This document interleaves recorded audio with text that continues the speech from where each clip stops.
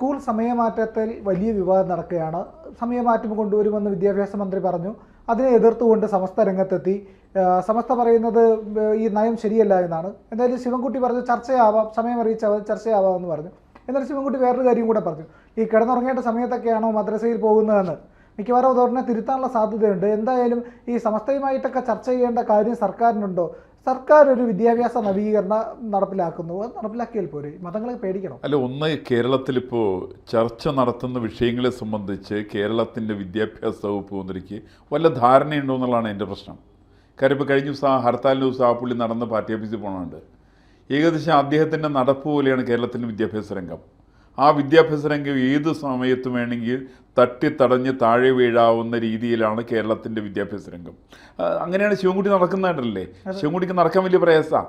ആ നടക്കാൻ പ്രയാസമുള്ള ഒരു മന്ത്രിയാണ് ഈ വകുപ്പ് ഭരിച്ചുകൊണ്ടിരിക്കുന്നത്. അദ്ദേഹത്തിന് വകുപ്പിനെ സംബന്ധിക്കുന്ന ഒരു ധാരണയില്ല. അപ്പോൾ അദ്ദേഹം ഇതിൻ്റെ സമയത്തിൻ്റെ മാറ്റം നിശ്ചയിച്ചു. ആ സമയത്തിൻ്റെ മാറ്റത്തെ പലരും സ്വാഗതം ചെയ്തിരുന്നു ആദ്യ സമയത്ത്.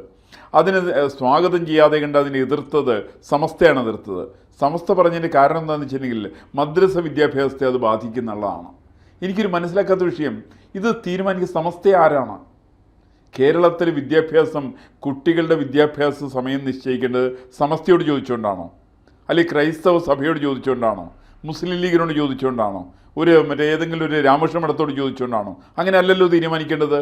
ഇത് തീരുമാനിക്കേണ്ടത് കൃത്യമായിട്ട് മതപ്രസ്ഥാനങ്ങൾ ചോദിച്ചുകൊണ്ടല്ല തീരുമാനിക്കേണ്ടത്.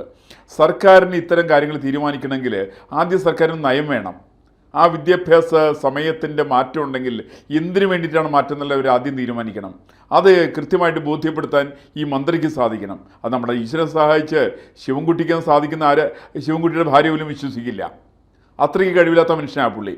അപ്പോൾ അതുകൊണ്ട് ഇത്തരം ചില ആളുകൾ എടുക്കുന്ന തീരുമാനങ്ങളും പമ്പരമണ്ടത്തരങ്ങളായിരിക്കുന്ന തീരുമാനങ്ങൾ, ഈ തീരുമാനങ്ങൾ വിദ്യാർത്ഥികളുടെ മേലും അധ്യാപകരുടെ മേലും പൊതുസമൂഹത്തിന് മേലും അടിച്ചേൽപ്പിക്കാനുള്ള പരിശ്രമമാണ്. ഇങ്ങനെ അടിച്ചേൽപ്പിക്കാൻ പരിശ്രമിക്കുന്ന സമയത്താണ് സ്വാഭാവികമായിട്ട് ശിവൻകുട്ടിയെ പോലെയുള്ള മറ്റൊരു തീവ്രവാദ പ്രസ്ഥാനമാണ് സമസ്ത ഒരു തീവ്രവാദ പ്രസ്ഥാനമാണ്. സമസ്തയും അല്ലെങ്കിൽ വേറെ കാന്തപുരം AP അബ്ദുൽ ഇയാളൊക്കെ പറഞ്ഞു എന്ന് പറഞ്ഞു, അബൂബക്കർ ഒക്കെ പറഞ്ഞു എന്ന് പറഞ്ഞു. ഇവരൊക്കെ ആരെ തീരുമാനിക്കാനായിട്ട്? വിദ്യാഭ്യാസ കാര്യങ്ങൾ തീരുമാനിക്കുന്ന ഇവരാണോ? ഈ തീരുമാനം വിദ്യാഭ്യാസ കാര്യങ്ങൾ പൂർണ്ണമായിട്ട് വർഗീയവൽക്കരിക്കപ്പെട്ടു കഴിഞ്ഞിരിക്കുകയാണ്. കേരളത്തിൽ ഏകദേശം 15,000-ഓളം വരുന്ന വിദ്യാഭ്യാസ സ്ഥാപനങ്ങളുണ്ട്. അതിൽ പകുതിയോളം ഗവൺമെൻറ് പക്ഷത്താണ്. ബാക്കി പകുതിയുള്ളതിൽ ഭൂരിപക്ഷം വരുന്ന ക്രൈസ്തവ മാനേജ്മെൻറ്റ് ഭാഗത്തും ബാക്കി കുറേ ഇസ്ലാമിക മാനേജ്മെൻറ്റ് ഭാഗത്തും നാമമാത്രമായിട്ട് ചിലത് NSSൻ്റെ SNDPയുടെയും സംഘപരിവാറിൻ്റെയൊക്കെ ഭാഗത്ത് കുറേശ്ശേ ഉണ്ട്. പക്ഷേ എന്ന് വെച്ചാൽ കേരളത്തിൻ്റെ വിദ്യാഭ്യാസ രംഗം പൂർണ്ണമായിട്ട് സ്വകാര്യവൽക്കരിക്കപ്പെട്ടിരിക്കുന്ന മേഖല മതന്യൂനപക്ഷങ്ങൾക്ക് അടിയറ വച്ചിട്ടുള്ളതാണ് കേരളത്തിൽ. അതിൻ്റെ പേരിലാണ് ഇവർ തീരുമാനങ്ങൾ എടുക്കുന്ന സമയത്ത് മതമേലധ്യക്ഷന്മാരോട് ചോദിക്കുക, കാന്തപുരത്തിനോട് ചോദിക്കുക, സമസ്തയോട് ചോദിക്കുക. ഇപ്പം നാളെ സമസ്ത പറഞ്ഞു തന്നിരിക്കട്ടെ, ഈ സമസ്തക്കാരനാണല്ലോ പണ്ട് പറഞ്ഞത് സ്റ്റേജിൽ പെൺകുട്ടികൾ കയറാൻ പാടില്ല. അപ്പോൾ ഈ സമസ്ത ഒരു തീരുമാനം എടുത്തു തന്നിരിക്കട്ടെ, വിദ്യാലയങ്ങളിലെ പെൺകുട്ടികളൊന്നും സ്റ്റേജിൽ കയറാൻ പാടില്ല. ഇത് പറയാൻ ഇയാളാരാ? ഈ സംസ്ഥയുടെ എന്തായാലും പേര് ജിഫ്രി തങ്ങളോ? ഇയാളാരെ തീരുമാനിക്കുന്നത്? ഇയാളെ ഇന്ന് ഇവിടെ ആരെ കേൾക്കുക? തങ്ങൾമാരെന്ന് പറഞ്ഞ് കേരളത്തിൽ എത്ര പേരുണ്ട്? ആകെ 5000-ഓളം വരുന്ന ആളുകളാണ് തങ്ങൾമാരുള്ളത്. ഈ പറയുന്ന തീവ്രവാദ തങ്ങൾമാർ ഈ ഒരു തങ്ങളിക്കൽ ഹെജുമണിയാണ് കേരളത്തിൽ ഭരിച്ചുകൊണ്ടിരിക്കുന്നത്. ഈ തങ്ങളിക്കൽ ഹെജുമണിയുള്ള ഇവർ പറയുന്ന കാര്യങ്ങൾ മാത്രം ഇംപ്ലിമെൻ്റ് ചെയ്യാനാണെങ്കിൽ കേരളത്തിൽ സർക്കാരിൻ്റെ ആവശ്യം എന്താ ഉള്ളത്? കാരണം കേരളത്തിൽ ഈ വിദ്യാഭ്യാസ രംഗത്തെ വർഗീയവൽക്കരിച്ചതിൽ വലിയൊരു പങ്ക് വഹിക്കുന്ന ഇടതുപക്ഷ പ്രസ്ഥാനങ്ങളാണ്. 1957 EMSൻ്റെ മന്ത്രിസഭ ഉണ്ടായിരുന്നു. നമ്മൾ ചിലപ്പോൾ വിചാരിച്ചിട്ടുണ്ടാവും അന്നൊരു വിദ്യാഭ്യാസ ബില്ല് അവതരിപ്പിച്ചിരുന്നു മുണ്ടശ്ശേരി മാഷ്. ആ മുണ്ടശ്ശേരി മാഷ് വളരെ സത്യസന്ധനാണ്, എല്ലാ വിദ്യാഭ്യാസ സ്ഥാപനങ്ങളും സർക്കാർ ഏറ്റെടുക്കുന്നു എന്നൊക്കെ പറഞ്ഞതിൻ്റെ വിദ്യാഭ്യാസ ബില്ല് കൊണ്ടുവന്നത്. സത്യത്തിൽ മുണ്ടശ്ശേരി മാഷിൻ്റെ ഒന്നാന്തരം തട്ടിപ്പാണ് ബില്ല്. എനിക്കൊരു സംശയ കാര്യത്തെ സംബന്ധിച്ചില്ല.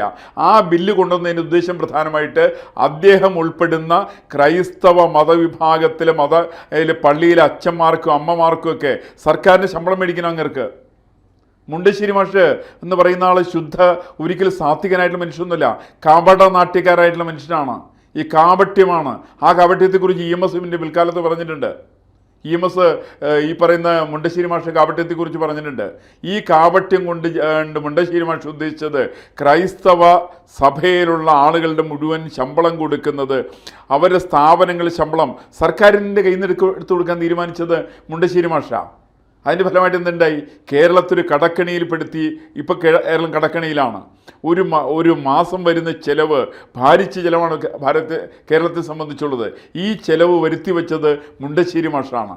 എന്ന് വെച്ചാൽ കേരളത്തിൻ്റെ വിദ്യാഭ്യാസ രംഗത്തെ വർഗീയവൽക്കരിച്ചതിൽ പ്രഥമ സ്ഥാനം അർഹിക്കുന്നത് ജോസഫ് മുണ്ടശ്ശേരി എന്ന് പറയുന്ന മനുഷ്യരാണ്. അയാൾ കാണിച്ച തോന്നിവാസത്തിൻ്റെ ഫലമായിട്ടാണ് സർക്കാർ, അതായത് സ്വകാര്യ മാനേജ്മെൻറ്റ് കൈക്കൂലി വാങ്ങിച്ച് നിയമിക്കുന്ന അധ്യാപകന്മാർക്ക് ശമ്പളം കൊടുക്കുന്ന കേരളത്തിൻ്റെ സർക്കാർ. ആകെ പണ്ടേ ദുർബലമായിട്ടുള്ള സർക്കാർ. അത് ഗർഭിണി കൂടി ആയാലുള്ള അവസ്ഥ മാതിരിയാണ് കേരള സർക്കാരിൻ്റെ അവസ്ഥ. അവർക്ക് ജീവിക്കാൻ നിവൃത്തിയില്ല, ഒന്നും കൊണ്ടുനടക്കാൻ നിവൃത്തിയില്ല, യാതൊരു വരുമാനവുമില്ല. ഇങ്ങനെയുള്ള സാഹചര്യത്തിലാണ് മതങ്ങളുടെ പേരിൽ ഇവർ ഒരു ഭാഗത്ത് ക്രൈസ്തവ സഭ കുറേ പണം പറ്റുന്നു. അപ്പോൾ പറയുന്നു, മുസ്ലിങ്ങൾ പറയുന്നു ഞങ്ങൾക്ക് മദ്രസയിൽ കൂടി പണം വേണം, അതുകൊണ്ട് മദ്രസയിൽ ശമ്പളം കൊടുക്കുന്നതും സർക്കാർ കൊടുക്കാൻ തീരുമാനിക്കുന്ന ഈ രണ്ട് വിഭാഗത്തിനും പണം കൊടുത്ത് കേരളത്തിന് വിദ്യാഭ്യാസ രംഗത്തെ തകർത്തതിന് ശേഷം ഇപ്പോഴാണ് ശിവൻകുട്ടിക്ക് തോന്നുന്നത് സമയം കൂട്ടിയാൽ നന്നായിരിക്കും തീരുമാനിക്കുന്നത്. അത് സമയം കൂട്ടാമെന്ന് ശിവൻകുട്ടി പറയുമ്പോൾ പറ്റൂല എന്നാണ് സമസ്തകാരൻ പറയുന്നത്, പറ്റൂല എന്നാണ് കാന്തപുരം പറയുന്നത്. ഈ പറയുന്നതിന് മുന്നിൽ മുട്ടിടിച്ച് നിൽക്കാനല്ലാതെ കണ്ട് തൽക്കാലത്തേക്ക് അതും ഇതൊക്കെ പറഞ്ഞുകൊണ്ടിരിക്കുമാരെ ശിവൻകുട്ടി. നാല് ദിവസം കഴിഞ്ഞിട്ടുണ്ടെങ്കിൽ ശിവൻകുട്ടിയെ പിടിച്ചിട്ട് അല്ലെങ്കിൽ ഗോവിന്ദൻ മാഷിനെ പിടിച്ചിട്ട് ചെവിക്ക് പിടിക്കുമാര് നമ്മുടെ ജിഫ്രി തങ്ങൾ അല്ലെങ്കിൽ കാന്തപുരം. ഇവർ രണ്ടുപേരും കൂടി ചെവിക്ക് പിടിച്ച് കഴിഞ്ഞിട്ടുണ്ടല്ലോ, പിന്നെ ഇയാൾക്ക് ഒരു അക്ഷരം പറയാൻ സാധ്യമല്ല. ഗോവിന്ദ മാഷ് വിളിച്ചിട്ട് പറയും ശിവൻകുട്ടി ഒന്നും ആവശ്യമില്ല, അത് നമ്മുടെ കാന്തപുരം പറഞ്ഞാണ് ശരി, നമ്മുടെ തങ്ങൾ പറഞ്ഞാണ് ശരി എന്ന് പറഞ്ഞാൽ ഏത് കാര്യമാണോ അവർ തീരുമാനിച്ചിരിക്കുന്നത് ഒന്ന് ആലോചിച്ച് നോക്കും. വെള്ളിയാഴ്ച ദിവസം രാവിലെ 9:30 മണിക്ക് അധ്യാപകർ വരണം, 9:00 ക്ലാസ്, അധ്യാപകർ 9 മണിക്ക് വരണോ? വൈകുന്നേരം 4:30 മണിക്കാണ് ഇറങ്ങുക. എത്ര മണിക്കൂർ ഇവർ ജോലി സമയം? ഇവിടുത്തെ ഏതെങ്കിലും അധ്യാപക യൂണിയൻ ഇക്കാര്യത്തിൽ ആക്ഷേപമുണ്ടോ? ആക്ഷേപമില്ലല്ലോ. എന്താ കാരണം? മുസ്ലിങ്ങൾക്ക് ഉച്ചയ്ക്ക് പള്ളിയിൽ പോകണം. ഉച്ചയ്ക്ക് 12:30 തുടങ്ങിയിട്ട് 2:30 വരെയുള്ള സമയത്ത് 2 മണിക്കൂർ വരെ പള്ളിയിൽ പോകണം. ഇങ്ങനെ പള്ളി പോകേണ്ടതാണോ വിദ്യാഭ്യാസം? പള്ളിയിലും അമ്പലത്തിലും ഒക്കെ ക്രൈസ്തവ ദേവാലയത്തിലേക്ക് പോകാനുള്ളതാണോ ഇവിടുത്തെ വിദ്യാർത്ഥികളുടെ ജീവിതം? അങ്ങനെയല്ലല്ലോ വേണ്ടത്. വിദ്യാർത്ഥികൾക്ക് ഈശ്വരനിൽ വിശ്വസിക്കാം, അതൊക്കെ ശരിയാണ്. പക്ഷേ മറിച്ച് മതങ്ങൾ വിദ്യാർത്ഥികളെ നയിക്കരുത്. മതങ്ങൾ വിദ്യാർത്ഥികളെ നയിക്കാൻ തീരുമാനിച്ചാൽ അവർ വേഷവിധാനത്തിൽ അവരിടപെടും. ഇപ്പോൾ വസ്ത്രധാരണം അങ്ങനെയാണല്ലോ, യൂണിഫോം ധരിക്കാൻ പറ്റില്ല, ഞങ്ങൾ മറ്റു സാധനം ധരിച്ചുകൊണ്ട് വന്നേക്കാമെന്നാണ് പറയുന്നത്. ഈ പട്ടണത്തിൽ ഭൂതത്തിൻ്റെ വേഷം അത് ധരിച്ചുകൊണ്ട് വരുന്ന കുട്ടികളെ ക്ലാസ്സിൽ കയറ്റുന്നു. ഇത് വിദ്യാഭ്യാസ രംഗത്തിൻ്റെ പതനത്തിൻ്റെ ലക്ഷണമാണ്. അതിന് വലിയ പങ്ക് വഹിക്കുന്ന ആളാണ് ഈ പറയുന്ന ശിവൻകുട്ടി എന്ന് പറയുന്ന ആൾ. ശിവൻകുട്ടി കേൾക്കുന്ന വിദ്യാർത്ഥികൾ അവർ വലിയ പതനത്തിൻ്റെ വക്കിലാണ്. ഇന്നിപ്പോൾ സമസ്ത ഇതിനകത്ത് മുഴുവൻ കയറിയിട്ട് ഇടപെടാൻ തീരുമാനിക്കുന്നു. സമസ്ത വിചാരിക്കുന്നത് ഇനി അടുത്ത പ്രാവശ്യം കോൺഗ്രസ് അധികാരത്തിലെത്തും, കോൺഗ്രസിൽ അധികാരത്തിലെത്തിയ ലീഗിൻ്റെ ആളായിരിക്കും കേരളത്തിൻ്റെ വിദ്യാഭ്യാസ വകുപ്പ് മന്ത്രി, അയാളെ ഞങ്ങൾ സ്വാധീനിക്കും, ഞങ്ങൾ പറയുന്ന അയാൾ കേൾക്കും. അങ്ങനെ കേട്ടാൽ ഇപ്പം ഇയാളുടെ പരിപാടി അതാണ് കേട്ടോ, ശിവൻകുട്ടിയുടെ പരിപാടി അതാണ്. ശിവൻകുട്ടി ചർച്ച നടത്താമെന്നൊക്കെ പറഞ്ഞല്ലോ. അതിന് കാരണം ശിവൻകുട്ടിയുടെ ഉദ്ദേശം ശിവൻകുട്ടി സ്ഥാനം ഇംപ്ലിമെൻ്റ് ചെയ്യാനുള്ള യാതൊരു ഉദ്ദേശവുമില്ല. ഇത് പ്രവൃത്തിയിൽ വരുത്താൻ ശിവൻകുട്ടിക്ക് ഉദ്ദേശമേ ഇല്ല.